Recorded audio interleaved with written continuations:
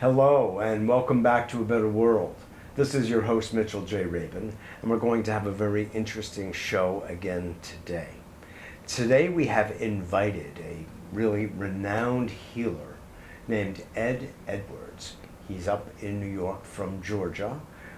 We met him here through Maxie Cohen, my dear friend, and Edd has been demonstrating some powers that are rather exceptional.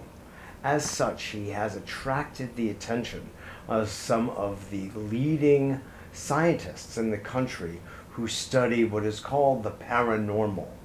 And it's only called that because most people haven't taken the time or put in the attention to develop these qualities.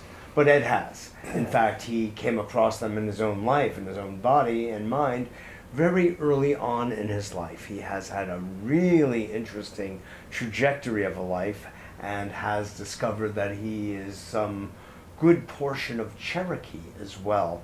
And his grandmother had some of these abilities too. So Edd has been working with people, many people, dealing with any number of different types of illnesses and diseases and autism and MS and you name it. He actually doesn't treat disease at all. He works with something that we talk about on this show a lot, life force, chi itself. So in today's show, you are going to have a chance to experience Edd's power or his activation of your power more accurately. So stay tuned. We'll do something at the beginning and something at the end, and you'll be able to feel something no matter where you are watching this show. So Edd, thanks so much for being on A Better World. Glad to be here. So glad, and thanks for coming up from Georgia too. Yes, I'm glad you all accept me up here. Oh boy, with open arms. Yeah. We love your kind. Good. So, as you can imagine, I've had lots of healers on this show over the course of 20 some odd years, and each one has its own flavor and all, but they haven't been studied rigorously as you have been. True. And I think it's showing that you are hitting a vibe, if you will, hitting a certain level that really is palpable, measurable, certainly. And what attracts me to all of this is, in the work you're doing, is that it can be taught to other people to develop in themselves. So what are your introductory remarks about the work you're doing? Well, it's very fascinating. What I'm doing, everybody should be doing.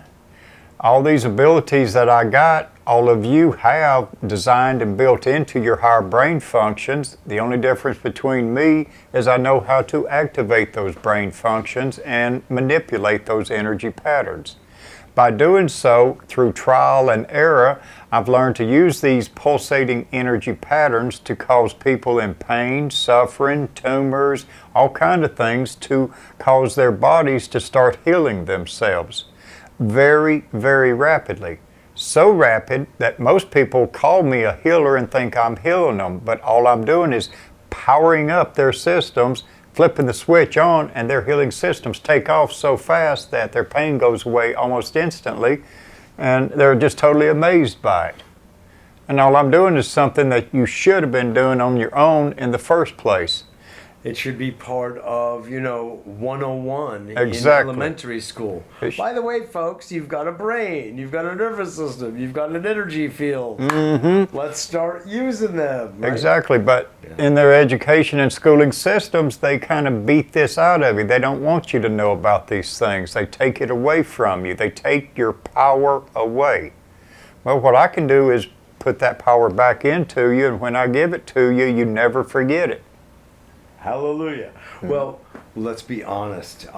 Most teachers, educators in our systems don't have a clue themselves about this. This has sort of been relegated to the space of esoteric teachings.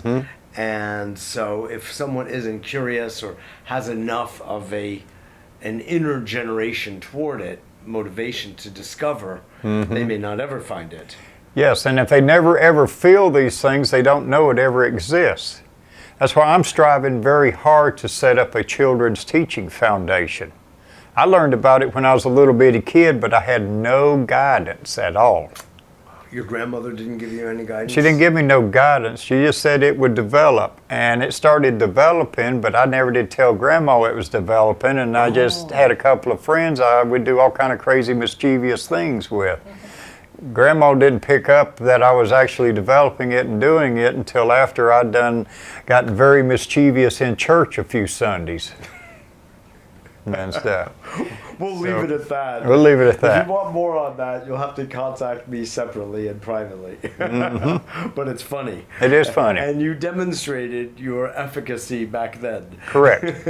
And I practiced it every Sunday, which caused my brain to wire up differently than all the other kids that did not practice manipulating the energetic fields of the brain. Which is everyone else. Everyone else, basically. Well, will you give us a demonstration so I will. Our audience can experience this? And sure. We'll do it twice in this show. Let's do it 2 times. Sure. Would everybody in the audience that can stand up, please stand up for me and pull your feet close together and look here at the TV and watch. Now, I'm going to demonstrate it here on Mitchell, and he'll give you the feedback kind of, but you in the audience will probably pick up on it before he even talks. So here we go. I'm going to start resonating an energetic field in my brain, which is the power producing system, and then it feeds other quadrants of my brain that I've learned to use to transmit the signal. Okay, so I'm going to set up so the audience can feel it, a gravitational wave. Right here, I'm causing a system that should be pulling everybody forwards toward the TV. This could feel like a very subtle pulling effect. Now I'm going to reverse the polarity, and if you're standing up, it'll push you off balance. So here's the push.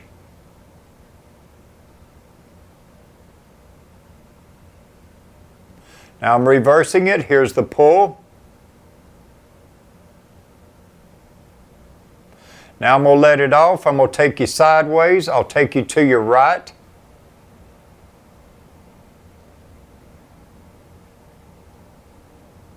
I'll let it off. Now I'll take it to your left. And like I say, stand there and check this out, then come back and watch the recorded show, and it'll do it over and over again. Beautiful. So interesting.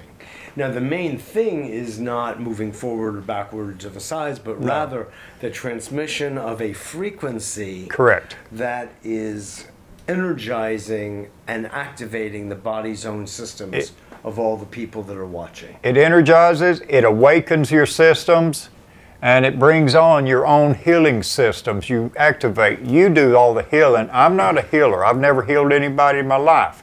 I just tune up the operating systems within your body so that your body starts doing as it was designed to do, and then it takes care of all your pains, your diseases, your stress, everything. All the codes are built in you.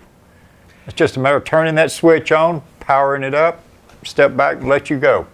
So, like we talk about the subject of human potential. Yes. And what we see is that we have a potential that is far beyond most people's imagination. Very far. Let alone actuality. So let's just say we are literally using 3 to 5%. I know they say 10% sometimes.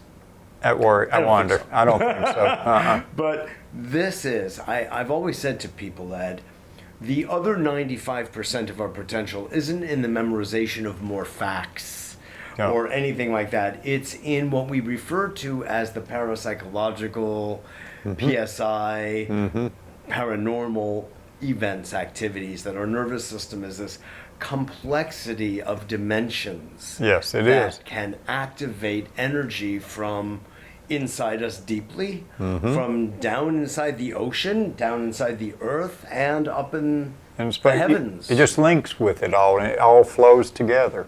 Right, exactly. So, beautiful, beautiful. Now, you've had now at this point many years of experience doing this. Yes. And many people have come to you for healing, even though you're just activating them. Yeah. Could you give us a couple of examples of some of the more entrenched diseases that modern Sure. medicine haven't been able to effectively touch? I can, and people can go to my YouTube channel and see some testimonials and stuff. But Yeah, they're so impressive. over the years, I've learned that I'm very good on removing almost any kind of pain in people. Almost any kind. But I don't have to know what the cause of the pain is. All I have to do is activate the systems in your body, and it fades away on people. I've also gotten very good. I work with a lot of children. I'm working with some with DIPG brain tumors. And when they're diagnosed with a brain tumor, they're normally given 2 months to live. What does DIPG stand for? It's a tumor on the brain stem in a child's head that's inoperable. They can't operate on it, and the only thing they do is try to hit it with radiation to slow down its growth. In 99% of the cases, the child dies in about 2 months. But all the kids that I've gotten a hold of so far, and I've been working with several now for 3 years, they're all still alive and their tumors are shrinking. Now, it's not just pow going away, it's a slow, long process. Now, when the children have severe headaches or pain, the parents will call me up and we'll get it on speakerphone and I'll work with the child, and normally within 2 minutes, I can have them pain-free. Yes. So your understanding of why it takes time for those tumors to dissolve, To shrink, they got to dissolve. is because why does it take this kind of duration? Well, we don't know that answer yet, but we do know at least when I apply this energy to them, it starts shrinking them instead of letting it continue to grow. And so the child then lives and survives. And then we just keep working with it to keep making it shrink and shrink and shrink. So certainly you set it on a course of diminishing. Correct. But it has, even with the kids, has turned around, started growing again at times, and then I have to get a hold of them, focus harder to get it to come back down and get it under control. Do you feel that there are any possible psychological or karmic or soul level decisions that would have a child be heading in the direction of the growth of the tumor instead of the shrinking? Not that, but in the case of these children up in North Dakota, we found that it started happening to a lot of kids up there once the fracking program started. And then they went in with hundreds of thousands of people, and they opened up all these big areas of land in the farms to build tract houses. What they did was, when they opened that land up there, they opened up and disturbed all the radioactive fallout that had come from the nuclear testing in the Mojave Desert back over the 60s and 70s, 50s, 60s, and 70s. That radioactive dust had settled into the farmland and then had gotten buried over time. So when they graded it all out and opened it up, they exposed.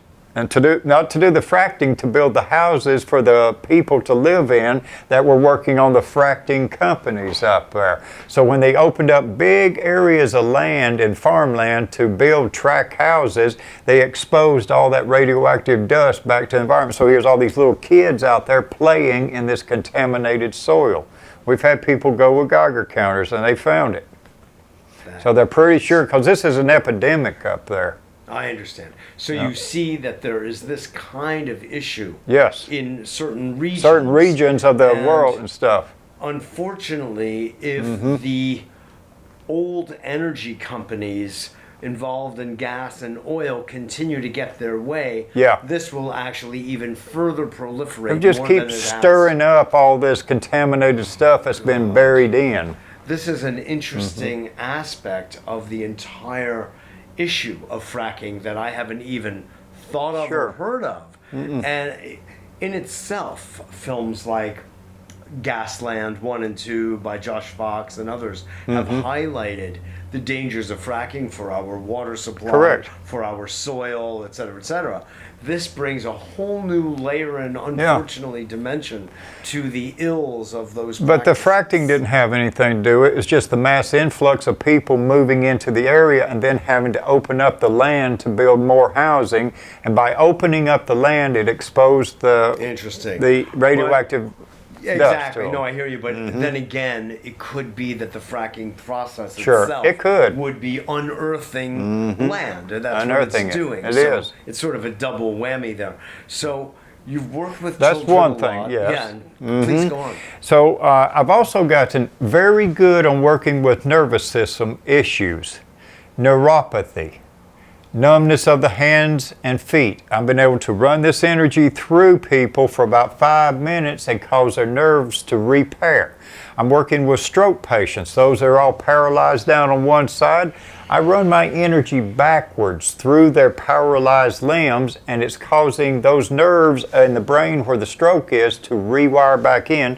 And you can go see videos on my YouTube where I work with stroke patients, and in minutes they start moving their hands that were paralyzed. They start talking to where they couldn't talk before because energy is causing everything to reconnect in there.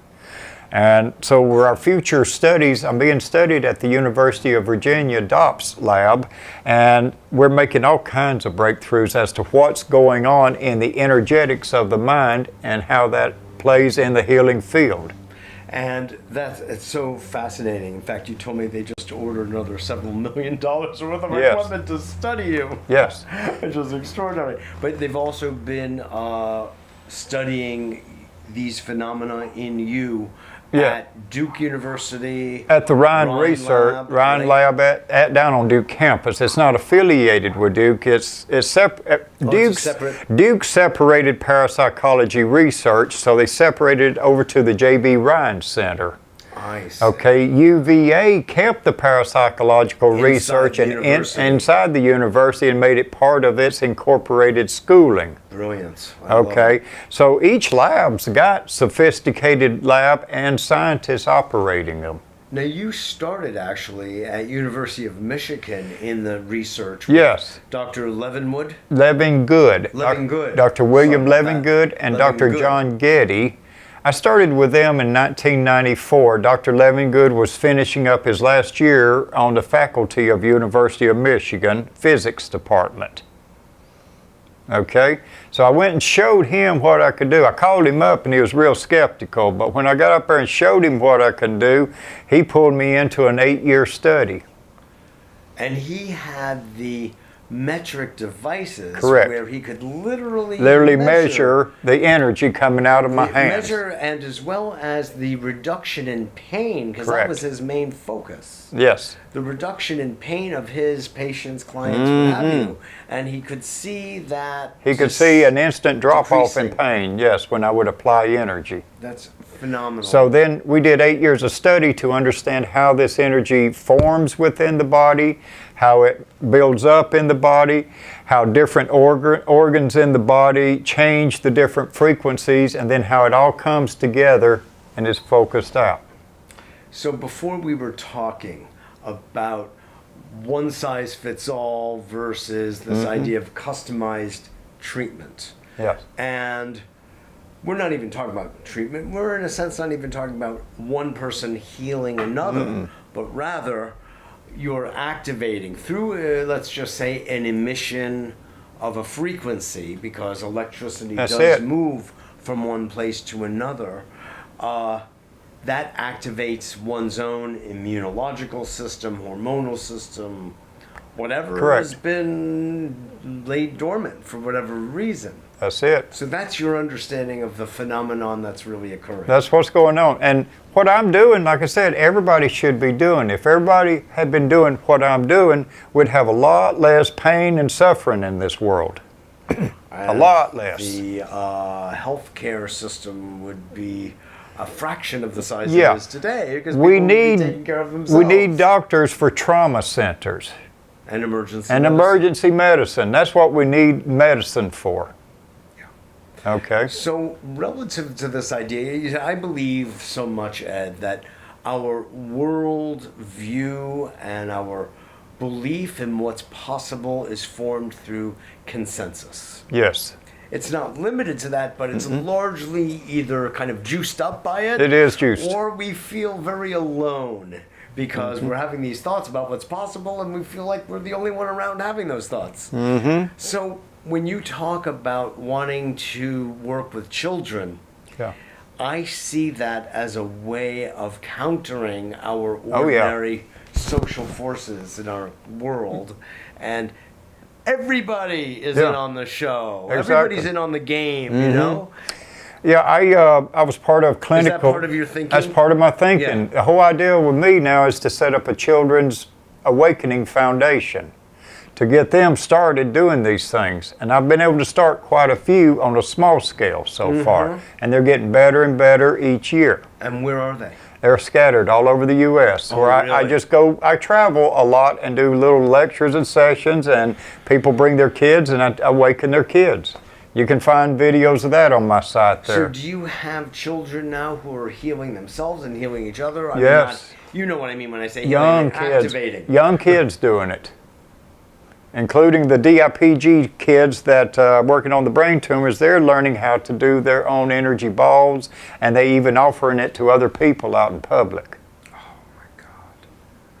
This is a beautiful evolution of our species. Yeah, and And I can just been waiting hand a this long to time. kids.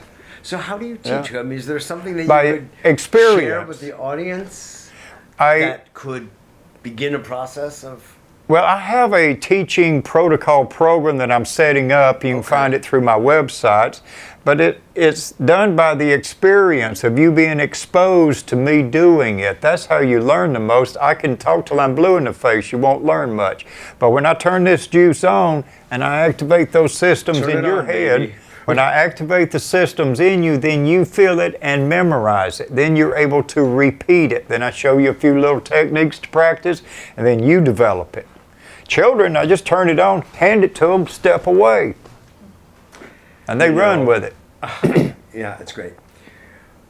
Having studied Tai Chi Chuan, ancient Chinese exercise, Yes. and Qigong for many, many years, one of the first things we do in learning these ancient Taoist practices is the formation of a Qi ball. Correct. And we start really by just simply going like this and feeling the energy and go, oh my God, I just generated that. Well, right? Okay. Feel that? Yes, I do. And if I rotate my hand, feel the rotations of the magnetic fields? Yeah, And if you get people and you just sit around and play with each other, you develop these things. exactly. That's where You I know, was just a going little with bit this. of basics to get you started, then sit around and play with it. Exactly.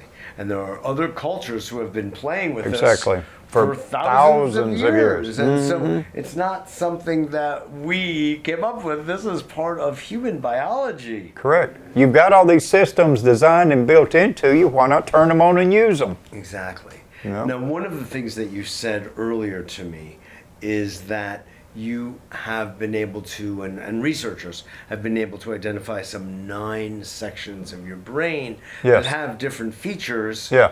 in these regards. In the EEG studies they do on me, they've established that I'm using 93% of my brain. I'm literally firing up on command 93% of my brain, and when they tell me to rest it, it all shuts down.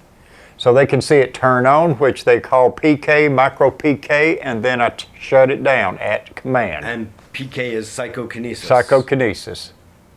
Now, this is just fantastic. And that's how I'm able to push and pull, turn on energies to make things happen local and non-local.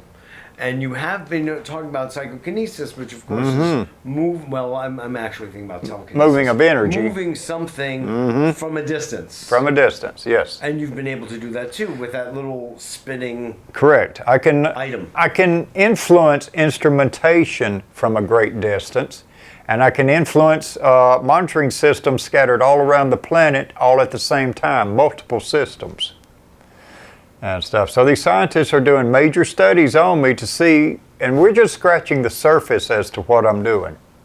You know, I'm going to say something that has to do with that 93%. What they have found in neuroscience and neurophysiology is that the number of possible connections between synapses and dendrites are actually infinite. Yes.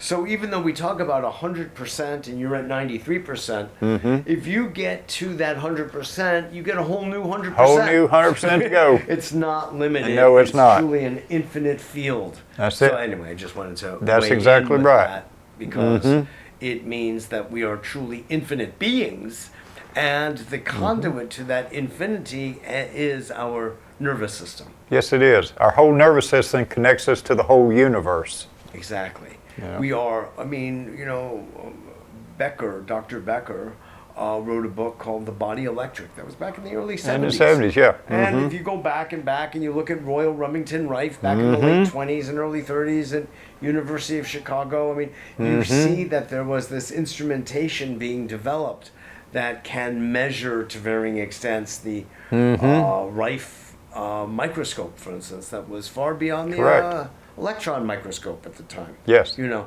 so we see that there are these phenomena happening, but you as sort of a walking, talking example of the possibility of 93%, that's cool. Yeah. You know. I slipped through the cracks growing up, so they did not beat what I'm doing out of me.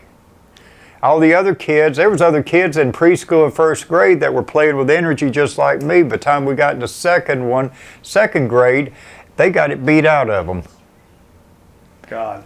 Talk about getting things beaten out of people. Before you go into the next activation with our audience, would you just tell the story about what you did when you were getting picked on as a young boy? Sure. Yeah, I grew up really differently in a small rural country town, and it was real rednecky bullies Down and in stuff. Georgia. Down in Georgia. And they used to pick on me a lot up till about third grade. And I learned how to emit an electrical field around me when I got scared. When I felt like I was going to get beat up and they was going to attack me or something, the bullies were coming at me. I learned this electric field, and when they would get in the electric field within about 8 or 10 feet of me, it would electrically cause their bladders to release, and they started peeing all over themselves. And after I did that 2 or 3 times, they quit picking on me. No. I think you should try to get near the White House. Yeah. No, that's just phenomenal. I mean, the ramifications of that, Ed, are just utterly astounding. Yeah. Because bullying happens to be a very It's a bad serious thing, problem in our society, you know? And the thought that we could elicit that kind of response from the bully is... It gets things. their attention better than taking a baseball bat and whooping the shit out of it. Yeah, right, because it's like their own body process. Own body process. Exactly. So it gets their attention. They wake up and they, see it then. Yeah, right. See the light, as they say. See the light, right. With an empty bladder. Okay. So would you take us the next Sure, step let's of take it now. healing? So would everybody in the audience stand up for me again? Stand up on your feet, have your feet close together. And now that you've been listening to me here for about 20 minutes, this should even be much stronger on this second time. So stand up. Here we go.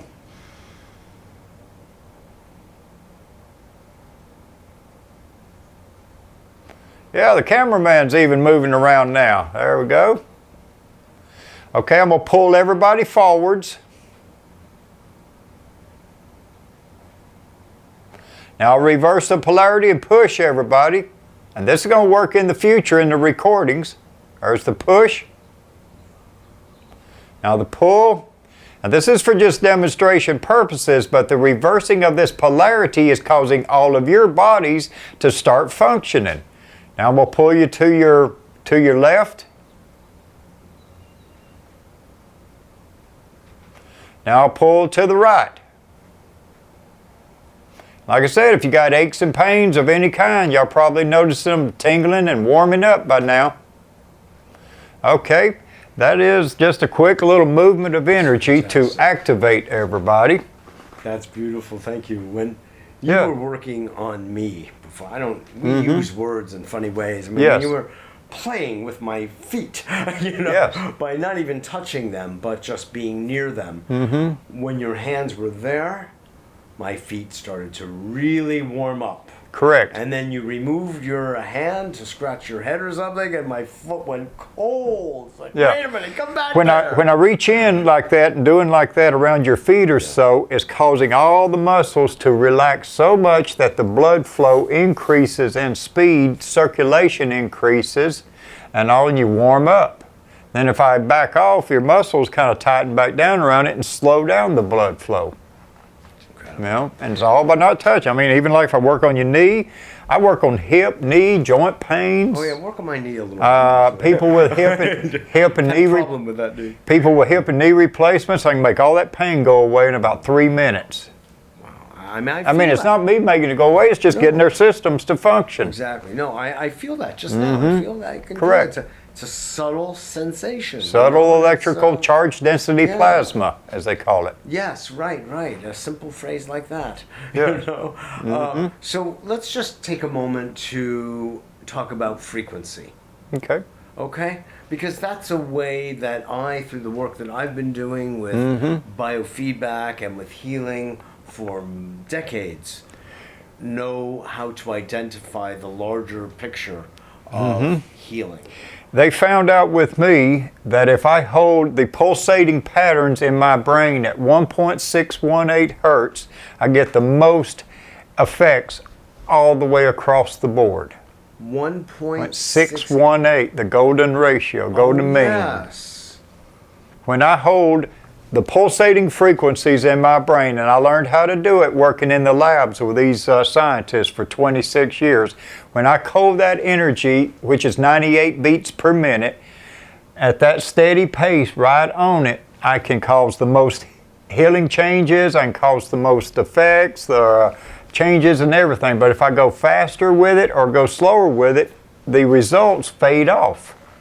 So interesting. But that's a delta wave. Well, that frequency allows us to merge into any level. They're all there, That's but when way strictly low. measured, according to what I understand, that's a delta wave. That's between 0 and 4 hertz. Yes, and that's what they're finding. They see at about 0.5 hertz. Okay. Anywhere from 0.5 to 2 hertz.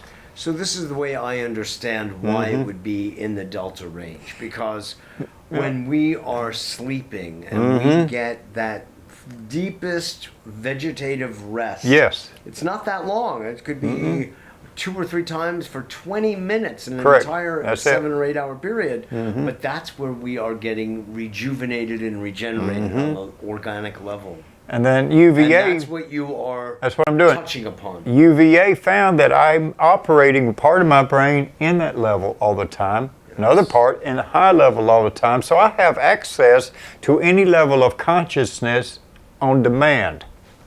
Cool. Yeah. Consciousness on demand. I like Conscious that. on demand. Wow, if we can get that from our leaders, we'd be in good shape, you know.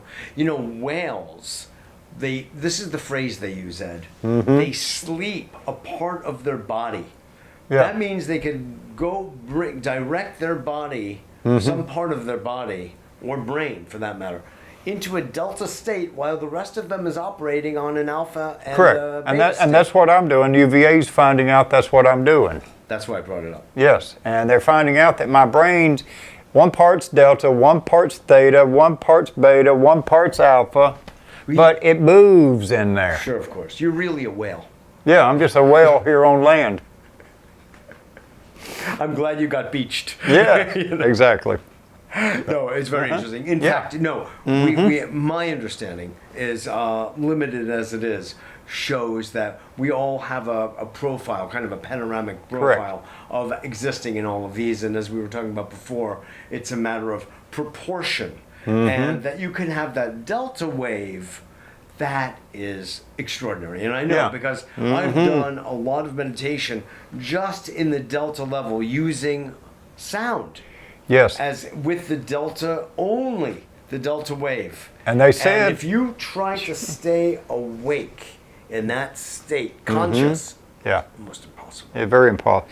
So if you have that operating and the others, Yeah. I can attest to Sure. how remarkable that is. And they say because it's that low of a frequency, nothing shields it. It goes through everything. They've been trying now for years to see what they can use to shield my energy so they can better understand it. And they've tried everything they know of, and I get the signal clean through it.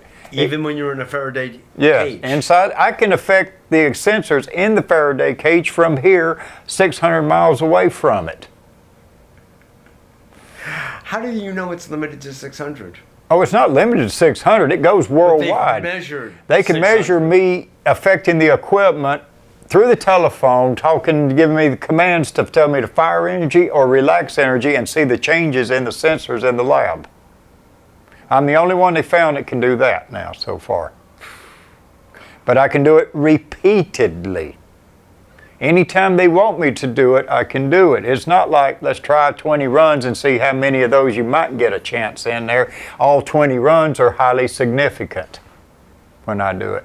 This is what makes, what you're doing and the scientists testing you extraordinary, because this is the problem that people run into testing healers Sure. and psychics and the like. They can't duplicate the results. I can duplicate it and increase the consistent strength way. of the potential signal each time. Oh my God. And not do it for a whole year, go back up to the lab and immediately do it again. What would you say is the role of intention in what you're doing? Some partial in it there. I intend to make this happen, or under command, turn it on or turn it off. That's intent to turn it on or intent to turn it off. So I do command it like that. Now, earlier you mentioned the sections of the brain sort of as muscles. Yes. And exercising a muscle. To me, that's what it feels like, because I can feel all the parts of my brain. I can cause energy fields in there to feel like it squeezes, expands, or contracts in different sections of my brain. Like I said, we found that we've got like 9 little compartments, and then we got this final compartment, which is the generator that supplies power back to these other 9. So once you learn my techniques, you learn how to turn on a generator, and then that generator supplies all this extra power for that other parts of your brain that everybody else is dead and asleep on, that's only using 3 to 4 or 5% of the brain. Well, I'm powering up that other 90% of the brain with this other back generator in here, and then I'm able to do a lot of things. Now, we're talking about human health and illness. But I wonder if we were to take that 93% that you've been measured to be able to generate and apply it to other areas of life altogether. Yes. Of manifestation of a certain kind of future, or you want, for instance, this land to build a center to help everybody, but to focus on children and building this educational system. Yes, that's what I'm focusing on. But what about the use of the same generative power for the other dimensions of your life? And if I can get all these children doing it, all these other dimensions will be taken care of. They're the key to it all. What do you think is the role of love in all of this, Ed? Well, if you don't love, you don't care. If you don't care, you ain't going to offer your services. Okay. Yeah. You got to have feeling for someone or people to want to help them. And so by doing so, that's what love is. Yeah. Some say that the universe operates on, and actually the glue of it is love. Yeah. And that when we're healing or involved in some kind of healing interaction, that it's really love that's doing that. So it was just interesting. We're talking about electricity, we're talking about magnetism, and some old traditions say that the magnetism is in the heart, the electricity is in the brain, and needless to say, love is flowing from both. From all of it, both of it. Yes, exactly. It is. I was just interested to hear what you had to say about that role. If you love, you don't care, then you ain't going to help. Yeah, it's like that simple, right? Very simple. You're just going to retreat. Exactly. So Exactly. Well, listen, I found this to be just so interesting, and I'm really just ablaze with the ramifications and the implications of this kind of education and development of children, and for really everyone who is interested and Yes. cares enough and loves enough to want to Correct. make a difference in this world. And Yeah. you are providing a source of that kind of education through your living demonstration of what's possible. See, I went straight to the universities, and I want to get documentation and validation for all this and credentials so I can teach an absolute fact. Okay? So that I can repeat a teachable thing here. Yes, exactly. You know, that is validated by universities. To me, that research is very important because this helped me to develop my gifts to a much more profound degree than if I had not had the help of all these physicists and scientists and all these labs I've worked with. I've been in clinical studies now 26 years. So I've been doing 26 years of all kinds of experimentation in labs with physicists, neurologists, doctors of all kinds telling me what my brain's doing, trying to analyze how I'm doing it and why everybody else is not. It's incredible. You know, so we're making major breakthroughs, but we're still just scratching the surface. Because you've got the brain and the nervous system, and then you've got the life force that's actually behind that. Exactly. If you look at things from the Chinese Taoist and medical point of view, Correct. they understand that's really the brain is, in a sense, a servant. It's a servant of the life system. force. Correctly, Of it the is. Qi. It is. It's like I draw the chi, the life force energy in, and then I give it certain set jobs to do. Exactly. You know? Exactly. And then as long as they're doing their job, the body's going to take care of itself. Yes, exactly. Yeah. Well, you know, on one hand, getting the facts, that seems to satisfy the left hemisphere of the brain, you know, the way we break that down. Yes. And the right hemisphere of the brain loves a good story. So I'm very glad that you've spent all these years of dedicated work. I mean, people have to realize that you don't get paid for that. You are doing that out of love. And you're concerned for people and the planet, you know?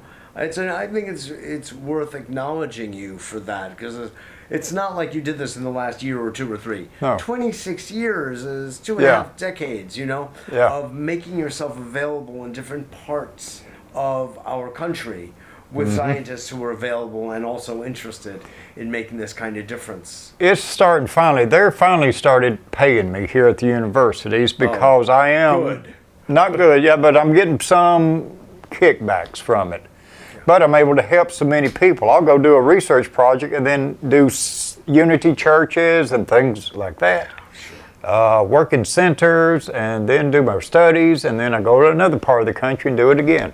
Fantastic. You know, having fun. So, yeah, well, I was saying, on the level of fun, on the left hemisphere, we've got the facts and the figures and the science and the data. Yes. And on the right side, we have an amazing story. Correct. So I think we ought to get this documented so we can make a good movie, actually, and tell the story about what you've been up to. That's what I would like to do.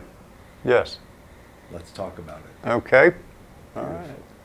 Well, thank you again. For You're welcome. I've being enjoyed here it. At A Better World. Me too. Thanks so much. Give your website if you would. My website is eddedwards.com. My first name has 2 D's in it, so it's EDDEDWARDS.com. Beautiful. Simple as that. And mine is www.mitchellraven.com, and of course abetterworld.tv. So thanks so much for joining us. I really appreciate your tuning in today, and tell your friends about this. This is really a world-changing kind of phenomenon going on that Ed is generating and sharing with us all here on A Better World. Thanks so much for joining. My name is Mitchell J. Rabin, and I look forward to seeing you all next week.